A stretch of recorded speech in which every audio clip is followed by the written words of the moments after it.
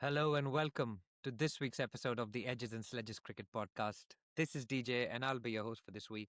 I'm joined by Varun, who I was with until 3 days ago in Singapore. So we spent a little bit of time in each other's company, which is always pleasant. And if things had gone well, Varun, maybe we would have recorded in person. As it was, I know the first thing you sent me when I said I'm coming to visit you in Singapore was there's a test match on then India versus South Africa. Let's sit down and watch it together. How did that plan go? I mean, firstly, it was great to have you in Singapore. Secondly, not so great with the test match. I was genuinely excited because I said, you know what, it's a Saturday, Sunday, it'll be a 2-day game. Akshar Patel will pick up 7 wickets per innings and we'll be done before we know it. And little did we know that given our history and record in the last year or so at home, it really didn't turn out the way we expected. I mean, as everybody knows, we got whitewashed and it's the second in a row. Or we had a West Indies tour in the middle, so let's not count that. But if you think about, playing the top test teams at home between New Zealand and South Africa, we've lost 5-0 in 12 months. But we did win the Asia Cup and we grew in England. So I think it's okay, right, DJ? I mean, we're Yeah, going to rip into our coach. Yeah. it's a great call, right? Because I think Ashwin sent us the meme, and he isn't here on this podcast, but he was pretty annoyed last time we recorded with the double G, and I got some great messages from some of our listeners. Saying I think Ashwin was almost ready to beat Gautam Gambhir up, but I think the meme he sent us said, "Why did you fail class 10?" And then Gambhir goes back saying, "Look, I'm the same guy who passed class 9." So It's too good. I it's got I it's so apt, like it's perfect. got that from a lot of different people, and it was just perfect. And look, we are going to bash some beach, maybe more than we should, but it's there is something here, right? You got rid of Ashwin, Rohit, and Kohli. You got the team that you wanted, and now the statements are very defensive, right? After this loss, they are talking about obviously what Gambhir has done in the past. It's talking about how it's a team of in the middle of a transition. And he's gone out even more to call out that this is the first time in the history of Indian cricket that we've had a bowling transition and a batting transition. Um, and I'm not sure I buy that fully, but yeah, let's not give Gambhir more credit than he deserves on this show, at least in terms of time. Agreed. So let's go through what happened in the game itself, right? Again, I mean, um, amazingly, India lost the toss yet again. I mean, incredible, isn't it? How India's lost so many tosses in the last few test matches, and I think the only one that we did win was in Bangalore, and we chose to bat and we bowled out for 46 against New Zealand.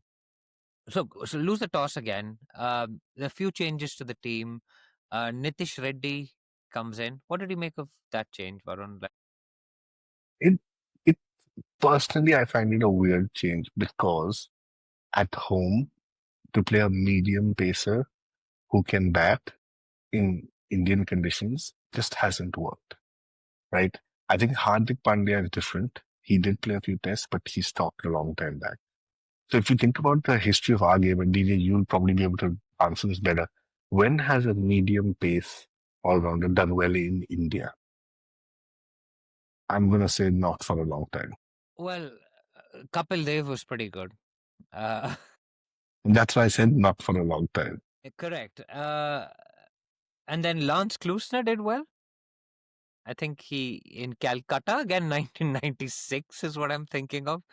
It's not No, really. I'm saying like Caliph and all, absolutely. Like so comparing Lance Tuesday to Nitish Kumar Reddy is like It's a bit it's much. It's really a bit much at elevated this point.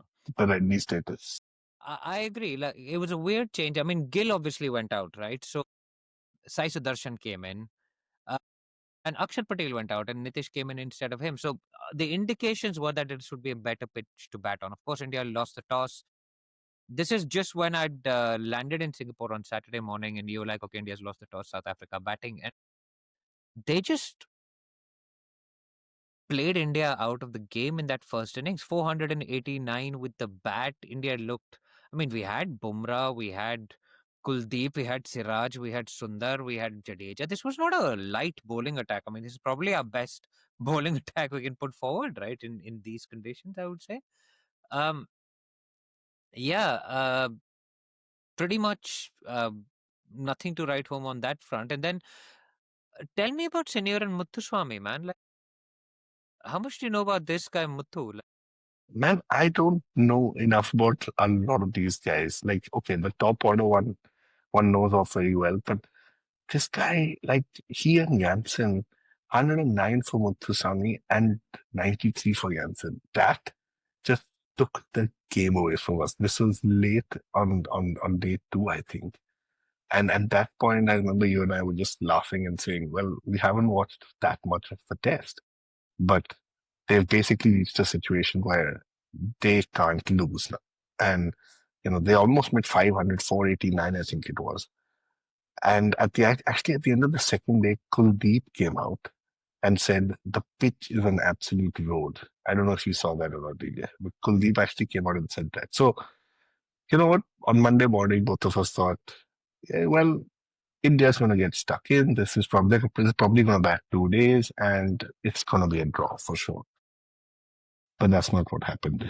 I actually said India should bat and get 650 since it was such a road, right? And then we could win the test match. We're looking okay. We were 95 for one. And then eh, I don't know what happened. Like, it was a collapse from. I think Crick Info had an article about what is 60, 64 balls of hell or something like that. It's always that 45 minutes of 40 bad units. cricket, 64 balls of hell. Rishabh Pant charging out to Marco Janssen. Marco Janssen bouncing the Indian team out on what is a road that it has been called previously. Like, uh, it was all pretty bizarre. But like, I want to talk to you about the Sai Sudarshan selection, right? He averages 30 in first class cricket. Is he good enough to be playing Test cricket for a country like India?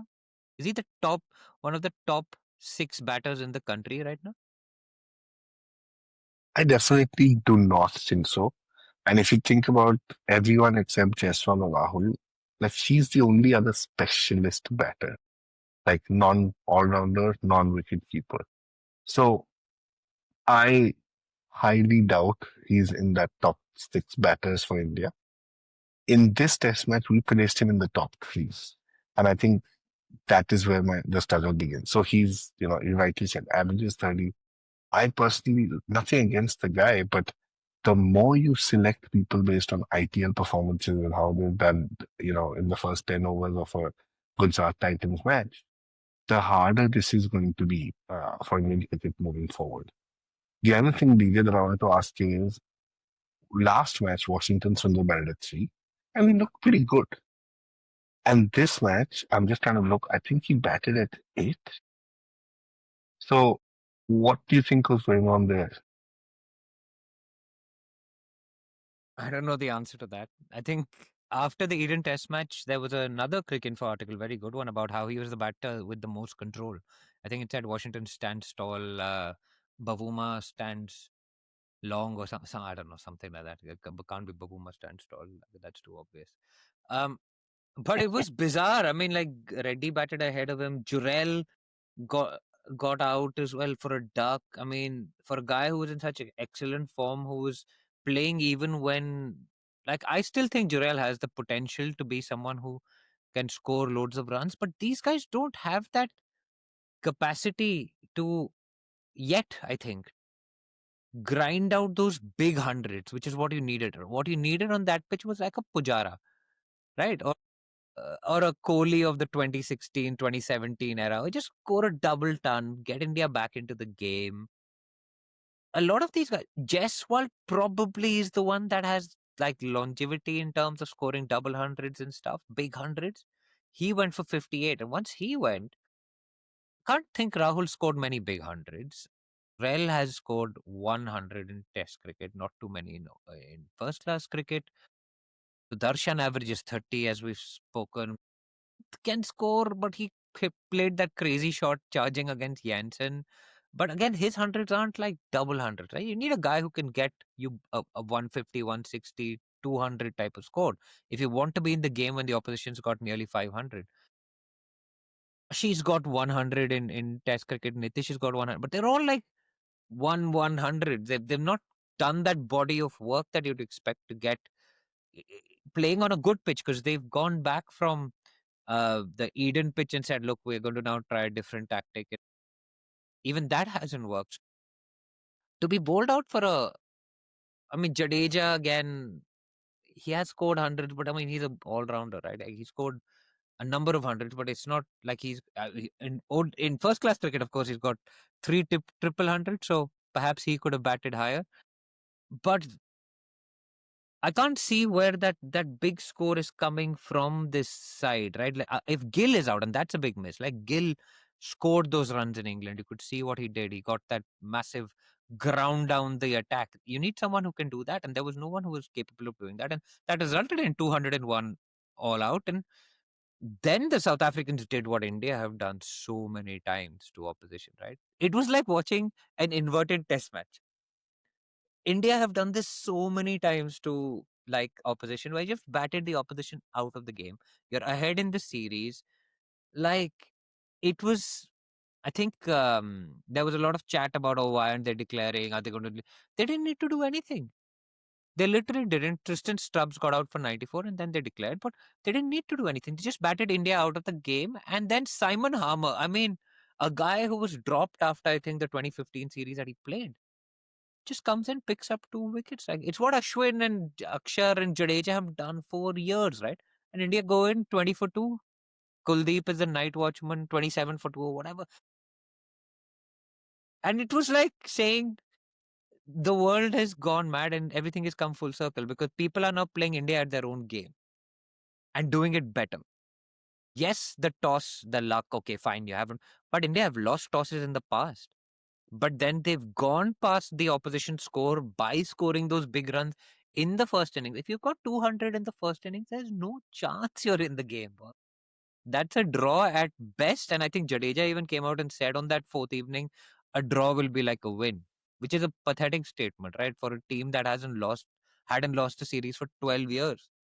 Now we've lost 2 in a row, and then we bowled out for 140. That had to happen. That was just, I mean, it's it's never happened in our lifetime. It's barely happened in our parents' lifetime, boss. This 2 series loss in a row. Yeah.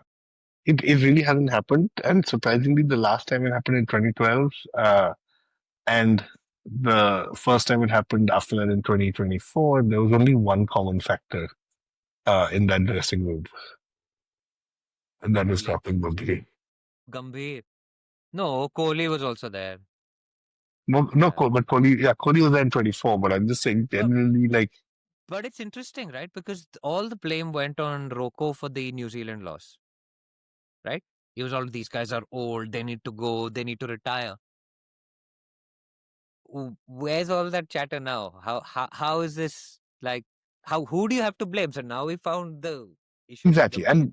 And that's what I'm saying. It's not fully Gambhir's fault. It is in transition, but the reality is, I think somewhere you have to draw the line and say there are some things that are unacceptable, right? So, like a New Zealand 3-0 was unacceptable, but it's a one-off. It happened in 12 years. Even Rohit came and said, we're allowed to do this once in 12 years.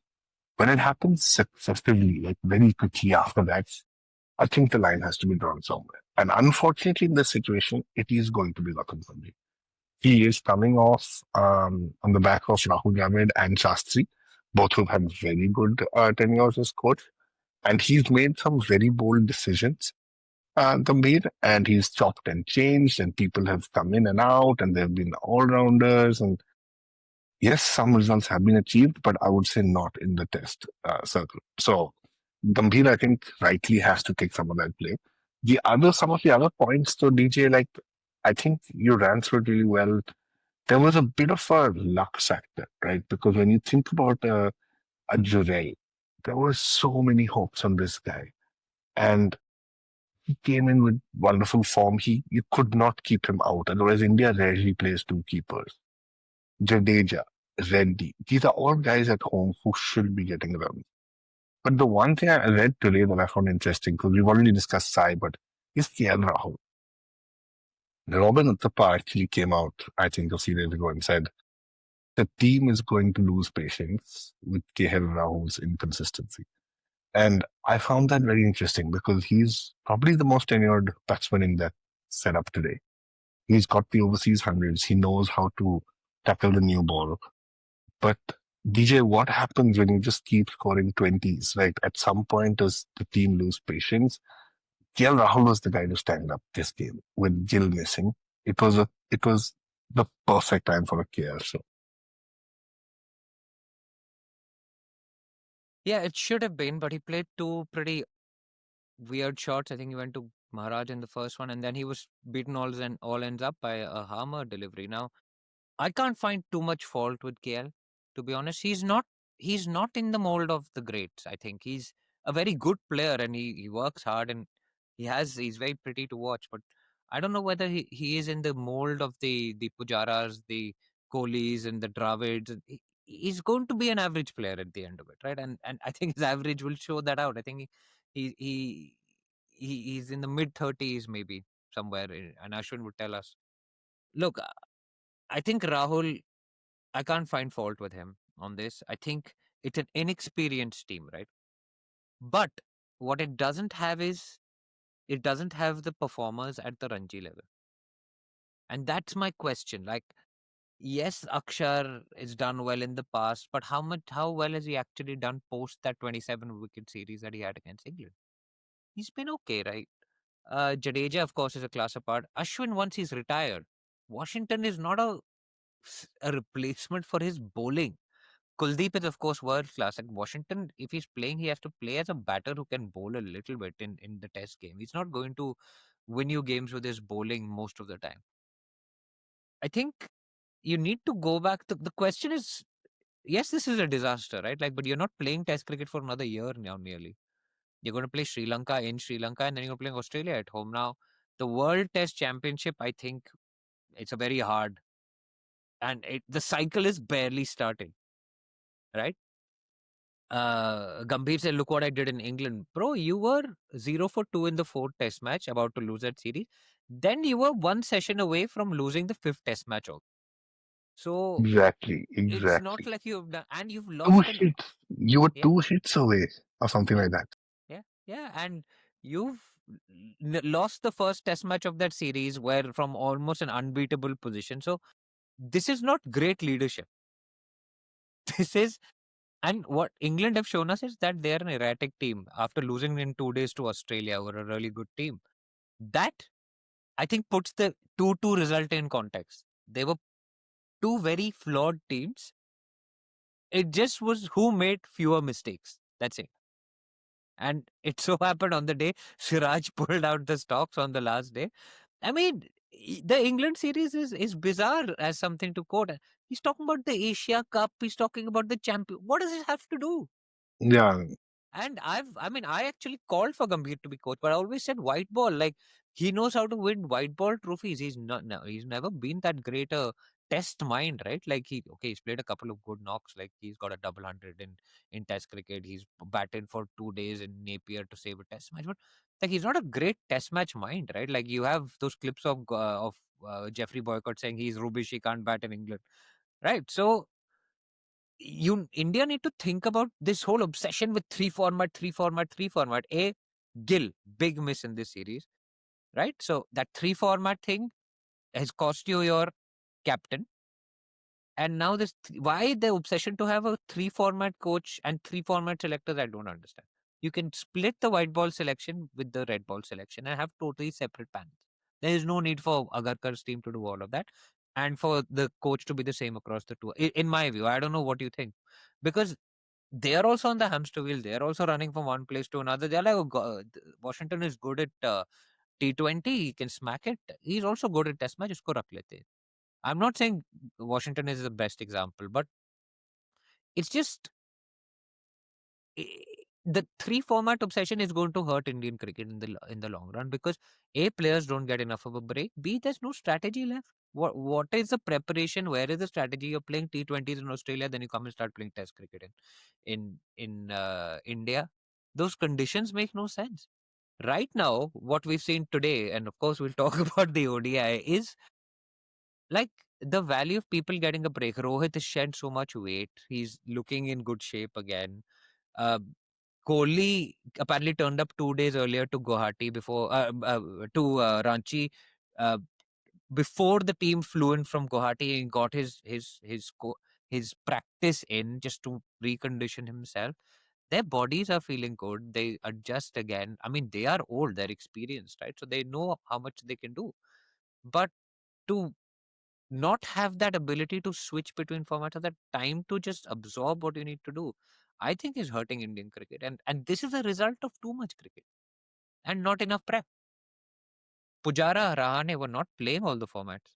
So they could focus on Kohli, of course, but Kohli was exceptional. Even he finally took a break from this, right? Rohit, same. But you could see that he had a dip across everything. I don't know. I think the three format obsession is has resulted in this, in my view, at least. Yeah. No, I think very valid points. I mean, if you were to sum up the kind of test match summary, I think you've said it really well, right? First, there's there is there is a Garkar whose name we missed, who needs to also be accountable in this because he's been another common factor. Second, it is this obsession, right? We don't need Gambhir to be an all three format captain and coach rather. Yeah, And I think a lot of people have you come out said and said this. captain, right? That's the point. This is a team in transition. You need someone who can guide them. And Gambhir isn't the guy. His answer is work harder, do it for the nation. I mean, come Yeah, on. yeah, exactly.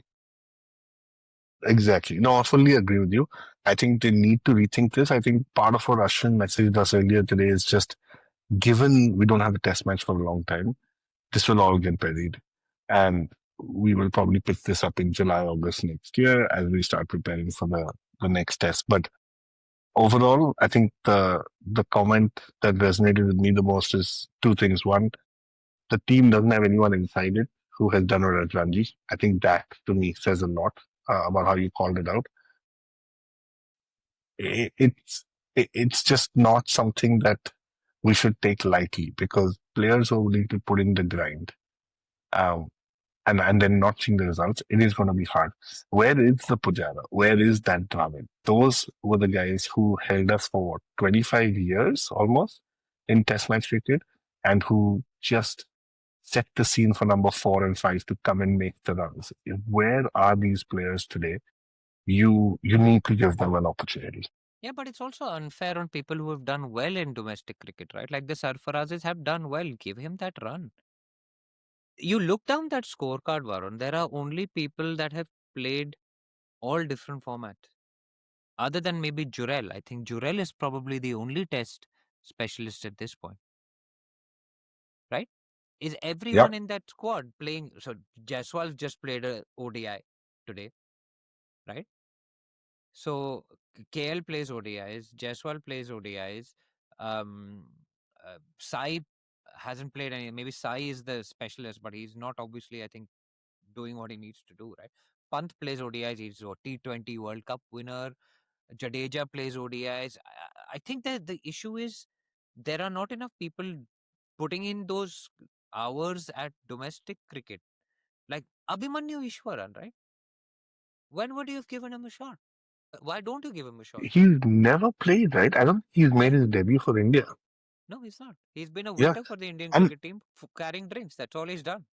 yeah, and this is different to that argument of people are training only for IPL, right? It's just for our listeners, it's not connected in the same way because you do have a crop of people who are performing Ranji, not playing IPL, and still not getting a chance in the test team. Yeah. So I just wanted to be clear that it's not that youngsters will only train for IPL because that's where the money is. Yes, that is a discussion, but it feels like that's a separate discussion. Here, you've got people who have performed and are still not getting picked, and you've got people who are performing in IPL and getting picked. I mean, we picked Sky for God's sake, right? In Test match cricket. So there is something going wrong. And that's why, to be fair and all jokes apart, I think it's a level above Gambhir as well. Where certain decisions need to be taken. Yeah, and it also DDP is the other guy, right? Rajat Patidar is the other guy. They're all kind of mid 40s. Where are the canteen 1150 averages, I right? was hoping you'd say Canteen 11. Where are they? Like you remember the karaoke Keith comment where he said, "Oh, everybody averages 50 in India because the Ranji Trophy is rubbish. You can score runs against the canteen level." Look, I want to see who's scoring those runs.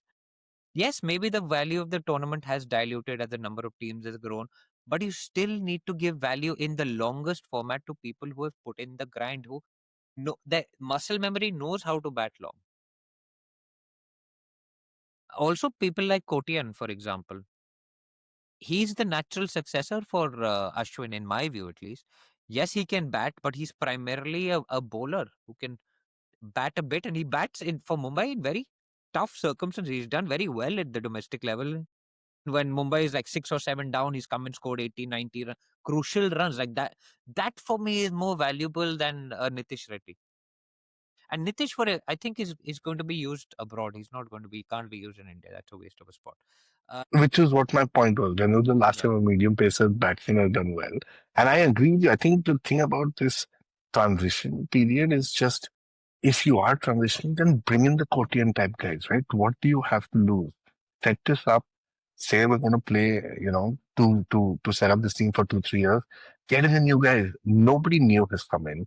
You're pitching the old guys. You're pitching too many all rounders, no specialists. So something has gone wrong here with the selection. Look, Varun, we could go on and on and on because this is unprecedented. Let's not get that wrong. I mean, it is unprecedented in Indian cricket history to have lost basically 5 test matches against the good nations, right? And Gambhir's never won a, a series against anyone but Bangladesh and West Indies at And the home. Asia Cup. And the Asia Cup, let's not forget, and the Champions Trophy, let's not forget that as well, right? And so we are in this bizarre scenario where, like, we used to chase overseas victories, right? Because winning at home was taken for granted. India was so good at home over the years, whether it was the Kumble Harbhajan era, the Dravid Ganguly, Lakshman, Sachin, that era, or the Kohli, Rahane, Pujara, Shikhar, um, Ashwin, Jadeja era. We are now in a position where I almost think we should be preparing fast bowling pitches because I saw Prasidh Krishna bowl today and I was like, he's bowling 140 clicks. Harshit Rana looked threatening with those deliveries and got Rickleton and De Kock today. And remember, like, when we think about the teams that have won at home in India, like the standout performers have been people like Umesh Yadav, right? So you don't need to get the guys who do well in T20 or overseas. Like you just gotta adapt a bit. What you probably need is in India is bowlers who have had rest and are willing to break their back on pitches, which is what Marco Jansen did, right? Get that bounce, make the batsman uncomfortable. Here you are in this debate that Bumrah must play because nobody should be given exemption. Then look at Siraj as an example. He played 5 test matches in England. Great. Good for him. We all support him. But that is not how you should view the team, right? I think we should also leave Bumrah out of all test matches. Every test match he plays, we lose. It's It's yeah, bizarre. unfortunate. That's very true and very weird. I find it very odd. But look, let's end this podcast on a positive note, right? You know, when you're watching Houseful 4 or Golmaal 18 or whatever, like, watching these Welcome 7, you're watching these like masala movies now. But then sometimes you go back and watch like a Zanjeer or you watch a Shahenshah and you like, I don't know, you get the dialogue like, Tum mujhe wahan dhoond rahe ho aur main tumhara yahan pe intezar. Today was a classic Roko, man. It was just like, forget that test match. This is what the nation needed. Just the Rohit Sharma ease, the pull shot, the Kohli running between the wickets. After that horrifying show at the test match, I have to say, this really, it gave us a glimpse of how cricket used to be, right? Like, it was classic again. It was just like, Classic and this is what we you needed. and you find joy in it, right? Like I was glued to my screen watching these two guys bat. It was just wonderful. I really, really wished both of them would get a century. And then I genuinely thought Kohli's like on track for like 160, 170. Like he was smoking it. That After he it, went past his 100, I mean, we Kohli were just playing a game at switched. we were playing a game at home with my daughter, and we looked at the screen, and it was like 119, and we just celebrated his 100 like 2.5 minutes He ago. just went bang. Now, so I was speaking to somebody the other day, and I was like, they were like, Kohli and Rohit should unretire from Test cricket. And I watched that today, and I'm like, is that is that a possibility? Is it? Can it happen? Can if GG goes? Do you think they can reverse that decision? Do you feel that they should for the good of Indian cricket? Man, it's never gonna happen. I get why this is a fun conversation, but firstly, reports are coming out that Gigi is going to be fine. Nothing's going to happen to him. Reports. Second, to be very honest, Rohit was like on the verge of being dropped anyway. I think the last test in Australia he was. So it comes down to one man, Kohli. That guy has settled in your part of the world, man. I think he's done. I think he's just doing this to play that one South Africa World Cup. And to be honest, the reports are also that he needs to play in domestic tournaments or domestic cricket ODI to continue to retain his place. I'm just hoping he He hits just century got his after century. 52nd 100. Who is That, but giving this guy the ultimatum? Agarkar He's and literally Gambhir. the world's greatest ODI player right now. Agarkar and Gambhir don't think so. They think he needs to be putting in the hard yards. So what I'm saying is, 52 ODI hundreds more than he's got three more than Sachin Tendulkar. yeah. And I think It's it's so become a crazy. joke.